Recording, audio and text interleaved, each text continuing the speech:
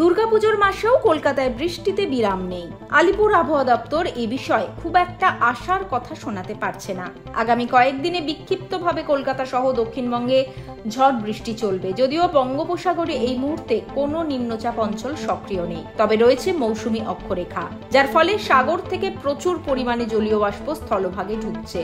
ফলে বৃষ্টির অনুকূল পরিস্থিতি তৈরি হয়েছে উত্তর ও দক্ষিণবঙ্গে। হাওয়া অফিস জানিয়েছে, শুক্রবার হাওড়া, দক্ষিণ চব্বিশ পরগনা, পূর্ব মেদিনীপুর, পশ্চিম মেদিনীপুর, বীরভূম, মুর্শিদাবাদে বজ্রবিদ্যুৎ সহ বিক্ষিপ্ত বৃষ্টির সম্ভাবনা রয়েছে। সঙ্গে ঘন্টায় 30 থেকে 40 কিলোমিটার বেগে ঝোড়ো হাওয়া বইতে পারে কোথাও কোথাও। কলকাতায় বিক্ষিপ্তভাবে হালকা বৃষ্টি হতে পারে, তবে আবহাওয়া সংক্রান্ত কোনো সতর্কতা শুক্রবার কলকাতায় নেই। শনিবার এবং রবিবার দক্ষিণবঙ্গে ঝড় বৃষ্টি কিছুটা কম থাকবে, তবে সোমবার থেকে আবার বাড়বে সম্ভাবনা।